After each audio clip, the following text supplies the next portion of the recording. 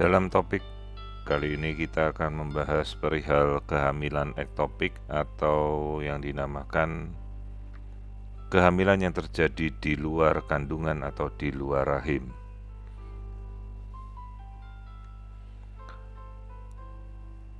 Batas-batas yang akan kita bahas di sini perihal kehamilan ektopik adalah definisi, lokasi paling sering munculnya kehamilan ektopik, faktor resiko, dan penanganan dari kehamilan ektopik. Definisi dari kehamilan ektopik dan kehamilan ektopik terganggu adalah adanya implantasi jaringan janin yang menempel di luar rahim atau pada bagian rahim yang tidak normal atau pada bekas luka sesar sebelumnya. Di sini bisa kita amati bahwa seharusnya kehamilan berada pada rongga rahim, di tengah-tengah rongga rahim. Namun kehamilan ektopik bisa terjadi pada daerah sepanjang tuba falopi atau saluran indung telur yang kita namakan bagian isthmus, bagian ampula, infundibulum, fimbria, bisa juga kemudian menempel pada daerah indung telur ataupun menempel pada daerah serviks atau mulut rahim, pada bekas daerah operasi sesar, atau menempel di luar rongga rahim pada daerah usus yang kita namakan kehamilan abdominal.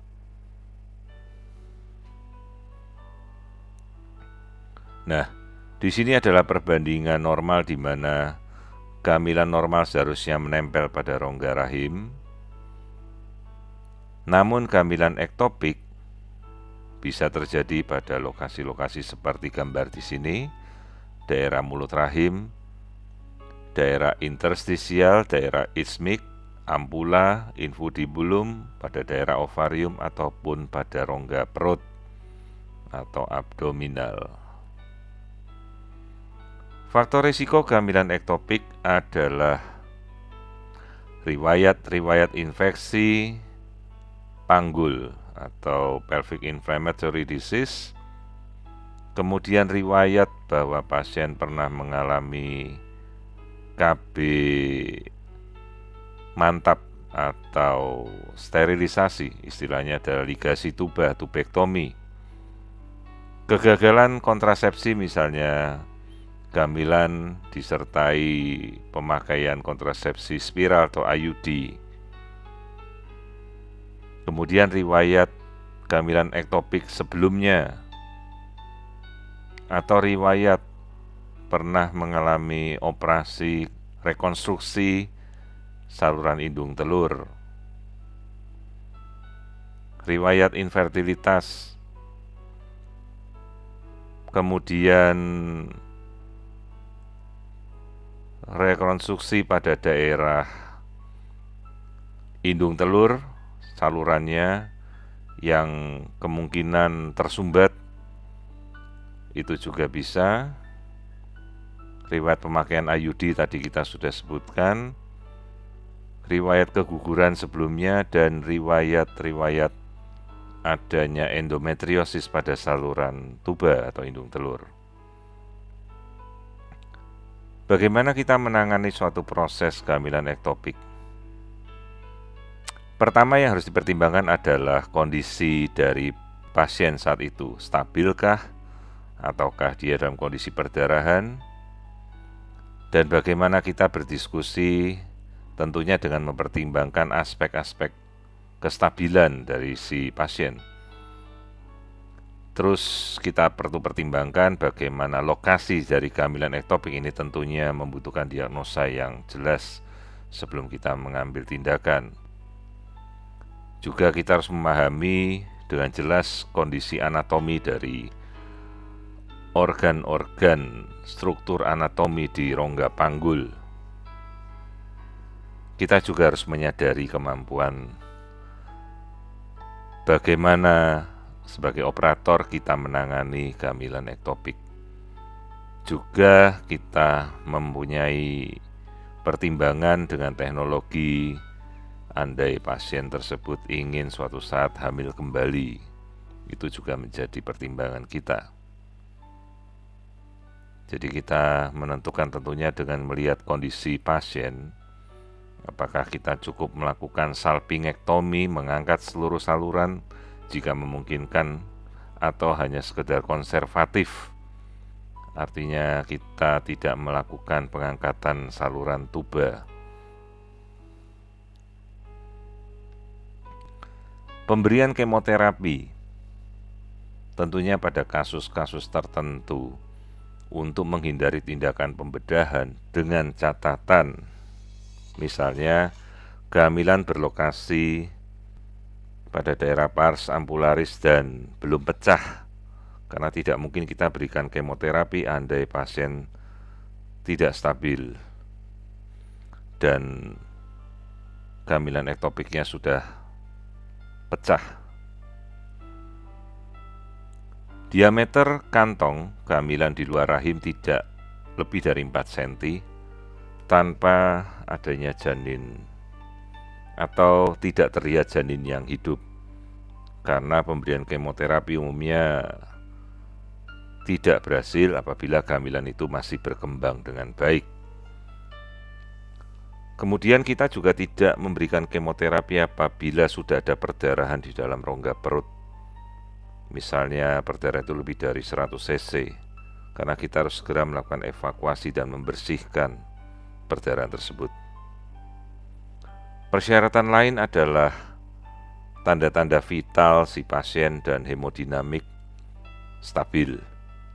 Juga jika memungkinkan kita melakukan pemeriksaan kadar hormon kehamilan atau beta-HCG, jangan sampai lebih dari 5.000, karena biasanya jika lebih dari 5.000 kehamilan ini masih akan terus berkembang. Kemoterapi yang digunakan namanya adalah metotrexat dengan dosis 1 mg per kilogram berat badan, diberikan secara intravena, juga bisa intramuskuler, bisa dosis tunggal atau pemberian selama 8 hari selang-seling. Di sini adalah protokol pemberian terapi metotrexat yang biasanya kita harus berikan tentunya di fasilitas yang memadai. Juga membutuhkan kepatuhan pasien untuk melakukan pemeriksaan ini secara rutin, baik pemantauan hormon hamilnya pada setiap pemberian metotrexat atau kemoterapi ini, apakah hormon hamilnya bisa menurun, karena kalau hormon hamilnya ini meningkat terus-menerus, hati-hati bahwa kehamilan ektopik ini terus berkembang dan bisa saja berkembang menjadi hal yang sangat berbahaya pada pasien apabila terjadi perdarahan. Juga kita perlu pertimbangkan kontraindikasi pemberian kemoterapi dalam kasus-kasus misalnya si pasien hipersensitif, ada kasus imunodefisiensi. Juga harus kita pastikan jangan sampai kita keliru memberikan ternyata kehamilan itu adalah kehamilan normal di dalam rahim. Hati-hati juga dengan pasien yang memiliki kontraindikasi kelainan fungsi hepar atau liver dan ginjal. Jadi metotrexat ini adalah kelompok folic acid antagonis yang menghalangi reduksi asam folat menjadi tetrahidrofolat. Jadi dia menghentikan sintesis DNA, RNA, dan protein.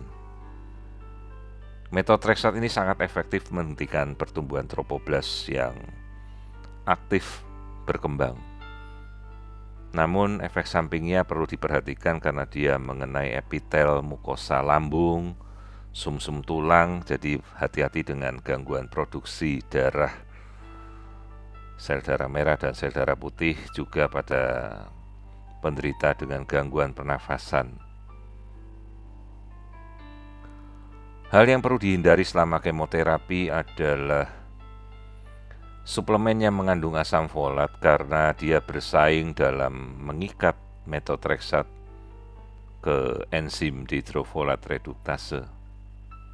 Hindari golongan anti nyeri non-steroid anti-inflammatory karena dia mengurangi aliran darah ke ginjal dan menunda ekskresi obat.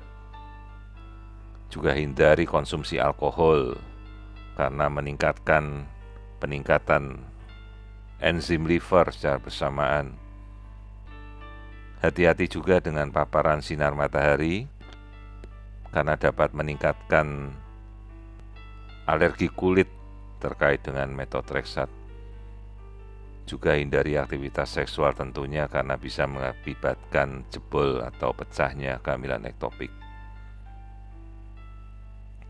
Prediktor keberhasilan kemoterapi adalah kadar beta-HCG yang berangsur-angsur negatif, umumnya kurang dari 1000 miliunit. Jadi tingkat kegagalannya hanya 1,5%. Kemudian ukuran dari kantung kehamilan ektopiknya semakin kecil dan kita tidak melihat pertumbuhan janin setelah pemberian kemoterapi, itu artinya tidak akan tampak terjadinya pertumbuhan janin yang berkembang.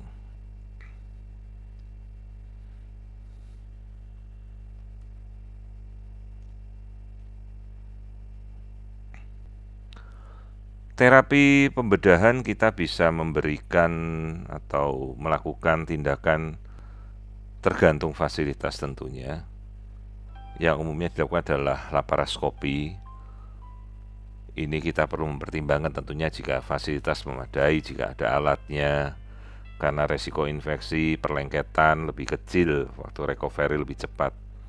Namun sebenarnya tidak ada bedanya dengan tindakan pembedahan standar atau laparotomi seperti membuka perut yang dilakukan seperti operasi sesar. Namun tentunya kontraindikasi pada laparoskopi apabila pasien ini tidak stabil, karena kita membutuhkan waktu yang lebih lama untuk penanganan. Salpingektomi dan salpingostomi, keduanya bisa dilakukan, namun apabila kita melihat sisi kontralateral dari saluran induk telur ini tidak normal, mungkinan kita bisa memilih melakukan salpingostomi, artinya hanya menyayat saja andai tidak pecah, untuk mempertahankan faktor kesuburan fertilitas dari si pasien. Tentunya harus dipertimbangkan karena resiko munculnya kehamilan ektopik berulang pada tempat yang sama menjadi lebih besar.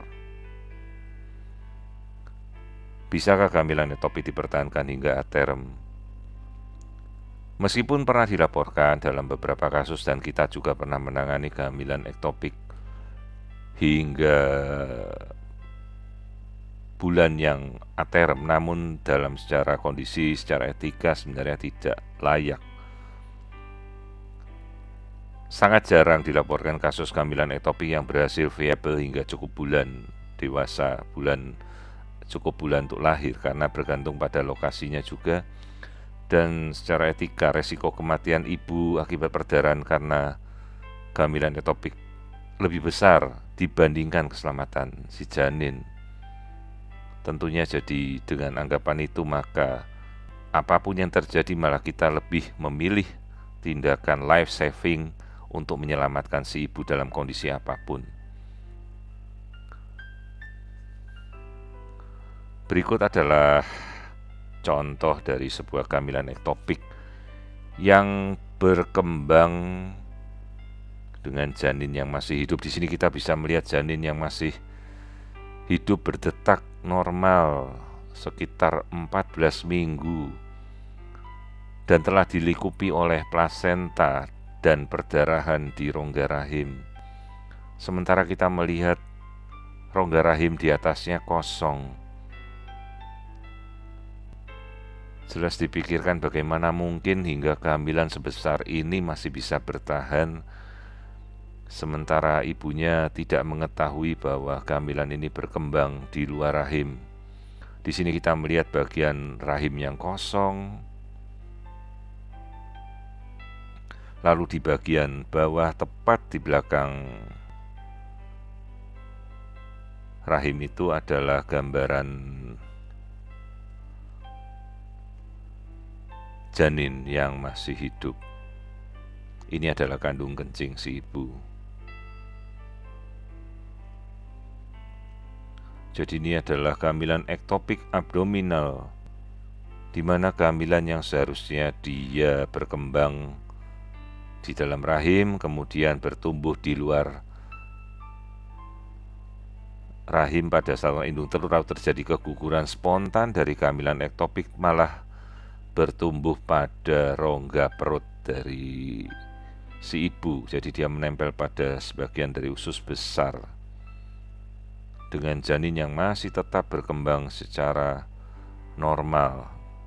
Namun kondisi seperti ini, apapun yang terjadi, ini adalah tindakan yang harus kita lakukan, life saving, untuk menyelamatkan si ibu. Di sini kita bisa melihat plasenta yang telah berkembang. Kemudian, bisakah kehamilan ektopik dipertahankan hingga artetem? Di sini seperti contoh pada laparotomi, kita temukan kehamilan abdominal dengan bayi perempuan hidup ini pada laporan kasus. Sebenarnya ada beberapa laporan kasus dari lokal yang pernah kita tangani sendiri, namun jarang kita laporkan pada sebuah jurnal. Prognosis angka kematian karena kehamilan ektopik menurun seiring dengan diagnosis yang sangat dini dan kita mencukupi persediaan darah yang cukup. Namun angka kehamilan ektopik berulang ini dilakukan cukup besar. Dan kelainan yang menyebabkan kehamilan ektopik bersifat bilateral ini disarankan melakukan salpingektomi atau kita angkat salurannya apabila jumlah anak dari si pasien ini sudah cukup. Demikian yang bisa kita laporkan atau kita ulas perihal kehamilan ektopik. Terima kasih atas perhatiannya.